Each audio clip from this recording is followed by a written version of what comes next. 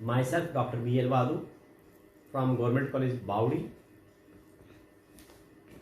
आज अपनी online classes में बीए पाठ द्वितीय मानव भूगोल के अंतर्गत इकाई 2 प्रमुख पर्यावरणीय प्रदेशों में मानव जीवन में हमारा आज का टॉपिक होगा भूमध्यरेखीय या विषुवतरेखीय प्रदेश।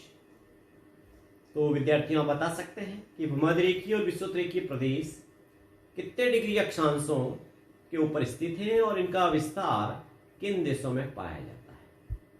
तो सुनिए आप, देखिए ये जो प्राकृतिक प्रदेश हैं वो विषुवतरेखा के दोनों ओर 5 डिग्री उत्तरी और 5 डिग्री दक्षिणी अक्षांशों के मध्य स्थित हैं। कुछ स्थानों पर इसका विस्तार भूमध्य रेखा से 10 डिग्री उत्तर और भूमध्य रेखा से 10 डिग्री दक्षिणी अक्षांशों के मध्य भी पाया जाता है। भूमध्य रेखा या विषुवत रेखा के निकट होने के कारण इसे भूमध्यरेखीय या विषुवतरेखीय प्रदेश भी कहा जाता है। यह प्रदेश अमेजन तुल्य या कांगो तुल्य प्रदेश भी कहलाता है। अब देखिए ये कहां फैला हुआ, यानी इनका विस्तार कहां है। तो इसका विस्तार देखिए दक्षिणी अमेरिका में अमेजन बेसिन, मध्य अमेरिका में कोलंबिया, पनामा, अफ्रीका में कांगो बेसिन, गिनी तट, कैमरून, जायरे, दक्षिणी पूर्वी एशिया में इंडोनेशिया, मलेशिया, फिलीपींस द्वीप समूह के पूर्वी भागों में पाया जाता है। इन प्रदेशों का सबसे अधिक विस्तार अमेजन बेसिन में है, इसलिए इसे अमेजन तुल्य प्राकृतिक प्रदेश या भौगोलिक प्रदेश भी कहा जाता है। देखिए अब हम इसका जो अध्ययन कर रहे हैं ना, इसमें इस विषुवतरेखीय प्रदेश की संरचना कैसी है, यानी इसका रिलीफ कैसा है, इसकी भू रचना कैसी, इसका धरातल कैसा है। तो देखिए यहाँ हर रोज वर्षा होने के कारण ये जो भाग है ना हमेशा ही दलदली एरियो से ढके हुए रहते हैं। सघन वनस्पति के कारण सूर्य का प्रकाश भी यहाँ पर जमीन पर नहीं पहुंचता। अधिकतर मैदानी भाग हैं, किंतु कहीं कहीं पहाड़ियां भी देखने को मिल जाती हैं। यहाँ बड़ी प्रसिद्ध झीलें पाई जाती है विषुवतरेखीय प्रदेश में, जिनमें विक्टोरिया, एडवर्ड और कीवी प्रमुख हैं। अब देखिए इस विषुवतरेखीय प्रदेश की जलवायु कैसी है। तो विषुवतरेखा के नाम से ही पता है भाई, तो विषुवतरेखा के आसपास ही तो है। 5 डिग्री उत्तर दक्षिण की हमने बात की थी। इसका मतलब यहाँ पर वर्ष भर सूर्य की किरणें लंबवत पड़ती हैं, अतः यहाँ तापमान वर्ष भर ऊंचा रहता है। साल भर का औसत तापमान 26.60 डिग्री सेल्सियस के आसपास रहता है। यहाँ पर वर्ष भर दिन रात की लंबाई भी बराबर होती है। दैनिक तापांतर 5 से 9 डिग्री सेंटीग्रेड रहता है, इसलिए यहाँ रातें ही इस प्रदेश की शीत ऋतु होती है।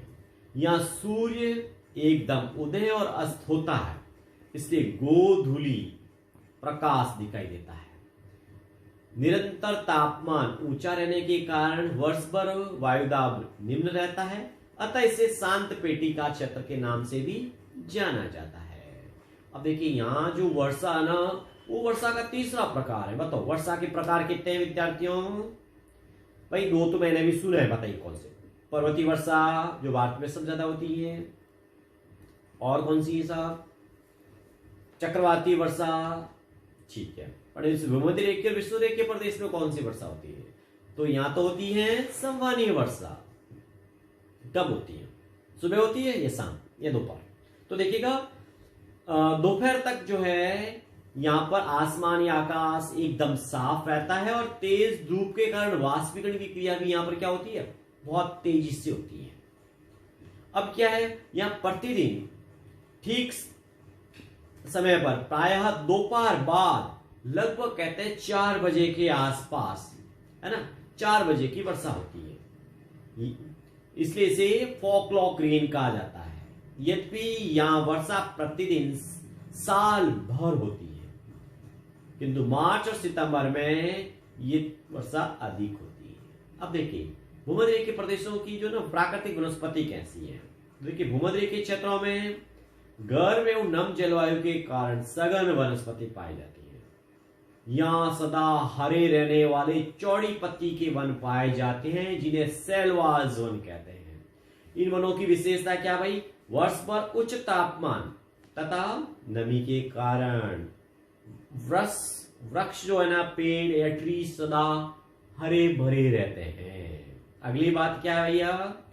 वृक्षों का जो शिखर है ना, छतरी नुमा होता है। वृक्षों का शिखर छतरी नुमा होता है और वनों में लेयर्स पाया जाता है, स्तरीकरण पाया जाता है और इन वनों की जो लकड़ियां हैं वो अत्यंत ही कठोर होती हैं। अतः इनकी लकड़ियां इमारती काम के लिए सर्वोत्तम मानी जाती है। तो ऐसे कौन से वृक्ष हो सकते हैं भूमध्य प्रदेशों में? उदाहरण दो भैया। तो देखिए, यहाँ के प्रमुख वृक्षों में महोगनी, एबोनी, रोजवुड, लोकास्ट, बांस, रबर, ब्राजील वुड, ना, गट्टा पार्चा, ताड़, बैंड, सिंकोना, कोको, आबुनस आदि प्रमुख हैं। अब यहां बताइए मिट्टियां कैसी हैं? सॉइल्स, तो यहाँ की जो सॉइल्स थे वो दलदली है क्योंकि यहाँ पर आर्द्र प्रदेश है। साल भर वर्षा होने से ही आर्द्रता के प्रदेशों का निर्माण हो गया। इन मिट्टियों में कार्बनिक तत्वों की मात्रा अधिक होती है, परंतु ये अधिकांश रूप से वनों से ढकी रहती हैं। इसी कारण इसका उपयोग कम ही हो पाया है। अब देखिए, भूमध्य प्रदेशों में आर्थिक जो विकास क्या हुआ है, यानी विश्वोत्तरी के प्रदेश आर्थिक दृष्टि से विश्व के पिछड़े हुए भागों में से गिने जाते हैं। यहाँ की जलवायु अस्वास्थ्यवर्धक है क्योंकि वर्ष भर अत्यधिक नमी यानी उच्च आर्द्रता, निरंतर ऊंचा तापमान, सदैव वर्षा आदि तत्वों के कारण यहाँ पर आर्थिक विकास नहीं हुआ, यानी बाधा हो गई। यह प्रदेश सुस्ती के लिए जाना जाता है। इसे शक्तिहीनता का प्रदेश भी कहा जाता है। इसे शक्तिहीनता का प्रदेश भी कहा जाता है। यह बहुत ही विषैले जीव जंतु और जानवर पाए जाते हैं जिनसे भयानक बीमारियां फैल जाती हैं। और गिनी का तट तो बड़ा फेमस है नहीं? कैसे? गिनी तट को टीसी मक्खी के जहरीले प्रभाव के कारण गोरों की कब्र, व्हाइट मैन्स प्लेट भी कहा जाता है। यहाँ के वनों में प्रवेश करना अत्यंत कठिन है क्योंकि अत्यंत ही सघन है, अतः लकड़ियां खड़ी खड़ी नष्ट हो जाती है। इन कारणों से, यानी इन कठिनाइयों के कारण सीमित विकास हो पाया है। अब देखिए, यहाँ पर जो अपन फसलें कह दीजिए, एग्रीकल्चर, कृषि का विकास हुआ नहीं हुआ है। तो देखिए, सघन वन होने के कारण कृषि योग्य भूमि का वैसे तो यहाँ क्या है? अभाव है। अतः जहां कहीं कृषि योग्य भूमि प्राप्त होती है वहां बागाती तथा प्रवासी कृषि की जाती है। और यहाँ की मुख्य फसलों में चावल है, मक्का, ज्वार, मोटे अनाज, गन्ना, तंबाकू, कहवा, गरम मसाले, सुपारी, ताड़, नारियल, चाय, रबड़, केला, कोको आदि ली जाती है। अब देखिए, यहाँ पर जो है खंडवत खनिज भी पाए जाते हैं, यानी ये प्रदेश खनिज संसाधनों की दृष्टि से तो धनी तो नहीं है, गरीबी है, फिर भी कुछ खनिज जो जैसे अपन कह सकते हैं कि अभी जो है जब से यूरोपियन जो है इन क्षेत्रों में आए हैं तब से जो है ना यहाँ पर कुछ खनन क्रियाएं शुरू हुई हैं। तो यहाँ पर मुख्य जो टिन है ना वो मलेशिया में पाया जाता है। मलेशिया में कोयला और पेट्रोल है वो इंडोनेशिया में पाया जाता है। और ग्रेनाइट जो है वो श्रीलंका और मेडागास्कर में पाया जाता है। मैंगनीज जो है गेबोन और घाना में पाया जाता है। अब देखिए, हम बात करते हैं उद्योगों की। तो औद्योगिक दृष्टि से भी जो है ये प्रदेश ज्यादा धन्य नहीं है। यहाँ पर ज्यादा औद्योगिक विकास नहीं हुआ है क्योंकि जंगल घने और मिट्टी दलदली होने से मार्ग बनाने में यहाँ बड़ी कठिनाई होती है। एक स्थान से दूसरे स्थान पर जो ना वृक्षों के जो प्रकार हैं वो अलग टाइप के हैं। लकड़ी कड़ी होने से उपयोगी नहीं है। जलवायु स्वास्थ्यवर्धक नहीं है। वनों में भयानक जानवर पाए जाते हैं। वनों में वृक्ष तथा अन्य प्रकार की प्राकृतिक वनस्पति की सघनता के कारण दिन में भी यह अंधेरा सा छा जाता है। लकड़ी की कठोरता के कारण इन वृक्षों की लकड़ी की मांग कागज या फर्नीचर बनाने के उद्योग में नहीं है। यहाँ के आदिवासी लोग स्वतंत्र जीवन व्यस्त करने के अभ्यस्त हैं, अतः वो मजदूरी के लिए उपलब्ध नहीं रहते हैं। अब देखिए यहाँ का जो मानव जीवन हम बात करें ना, भूमध्यरेखीय विषुवत रेखीय प्रदेशों के मानव जीवन, तो यह प्रदेश जंगली जातियों से आबाद है। ये लोग काले रंग के होते हैं और तीर कमान की सहायता से शिकार करते हैं। ये सभ्यता की दौड़ में बहुत ही पिछड़े हुए हैं। दूसरा है, विश्व की मात्र 4% जो है जनसंख्या निवास करती है, यानी 4% भाग में ही जो है यहाँ निवास करती हैं, और जनसंख्या वनों के बाहरी भागों तथा नदियों के तट, समुद्री तट, मलेशिया, जावा में ही ज्यादातर यहाँ पर केंद्रित है। देखिए यहाँ के निवासियों को हम अध्ययन की सुविधा की दृष्टि से कुल 2 भागों में बांट सकते हैं। एक निवासी कहलाते हैं असभ्य निवासी, दूसरा अर्धसभ्य निवासी।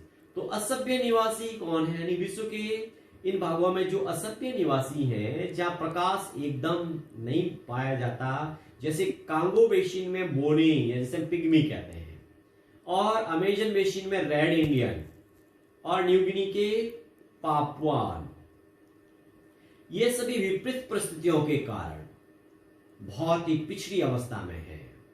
वृक्षों के नीचे घास फूस, पत्तियां, लकड़ियों से घर बनाते हैं। शिकार करना, मछली पकड़ना, कंदमूल एकत्रित करना इनका प्रमुख जो है उद्यम है। मछली, मांस और फल फूल, कंदमूल इत्यादि इनका मुख्य भोजन है। ये लोग लकड़ी के हथियार का प्रयोग करते हैं। तो ये तो थे असभ्य निवासी। तो कौन से भाई बताए? कांगो बेसिन में कौन रहते हैं? बोनी या पिग्मी। दूसरा, अमेजन बेसिन में कौन है? Red Indians. न्यू गिनी में कौन रहते हैं? पापुआ। अब देखिए अर्धसभ्य निवासी यहाँ कौन रहते हैं? तो देखिए श्रीलंका के वेदा, सुमात्रा के कुबू, फिलीपाइंस के निग्रिटो, अमेजन बेसिन के अमेजन, ये जातियां यहाँ पर विशेष रूप से उल्लेखनीय हैं। अब देखिए ये हमारा जो टॉपिक था ना, विषुवत रेखीय और भूमध्य रेखीय, ये हमने पूरा किया। अब मैं आपसे एक आध प्रश्न पूछता हूँ। पहला प्रश्न तो ये कि इस पूरे टॉपिक को पढ़ के आप बता सकते हैं कि यहाँ पर जो है किस प्रकार की कृषि होती है? क्या स्थायी होती है? नहीं होती। तो कैसी होती? स्थानांतरित कृषि होती है। स्थानांतरित का मतलब अपना आता प्रवासी कृषि, है ना, जिसे मिल्पा और फार्म के नाम से भी अलग अलग जगह जाना जाता है। स्लेश बर्ड कृषि कहते हैं। अब आप एक प्रश्न का और उत्तर दीजिएगा कि ये विषुवत रेखीय और भूमध्य रेखीय ये कितने डिग्री अक्षांशों के ऊपर स्थित है? तो ये भूमध्य रेखा से 5 डिग्री उत्तर और 5 डिग्री दक्षिण अक्षांशों पे, कहीं कहीं चलो 10-10 तक चला जाता है ना। तो अधिकांश जो है ये विषुवत रेखीय भूमध्य रेखा के 5 डिग्री उत्तर और 5 डिग्री दक्षिणी अक्षांशों के बीच में पाए जाते हैं। चलो अब आप एक लास्ट प्रश्न का उत्तर दीजिएगा कि पिग्मी जनजाति जो असभ्य है, ये विश्व के किस महाद्वीप के कौन से बेसिन में रहती है? तो पिग्मी जो है अफ्रीका महाद्वीप के कांगो बेसिन में रहती है। बताइए पिग्मी की हाइट कितनी है? तो इनकी ऊंचाई तो मात्र 4 फीट ही है, 4 फीट से अधिक नहीं होती, क्योंकि ये काले रंग के मोटे होठ होते हैं, चौड़े इनके नथुने होते हैं, नाटा इनका कद होता है, और कांगो के घने जंगल जो है ना विश्व प्रसिद्ध बोनो का निवास स्थान है, जहां इनके रहने के लिए घर पेड़ों पर पाए जाते हैं। तो बताइएगा क्या आधुनिकता का प्रभाव पिग्मी पे पड़ा है? बिल्कुल नहीं पड़ा। पिग्मी अभी क्या है? असभ्य है। चलिए आज अपना ये टॉपिक इतना ही रखते हैं। अगली क्लास में हम मॉनसूनी प्रदेश का टॉपिक लेकर उपस्थित होंगे।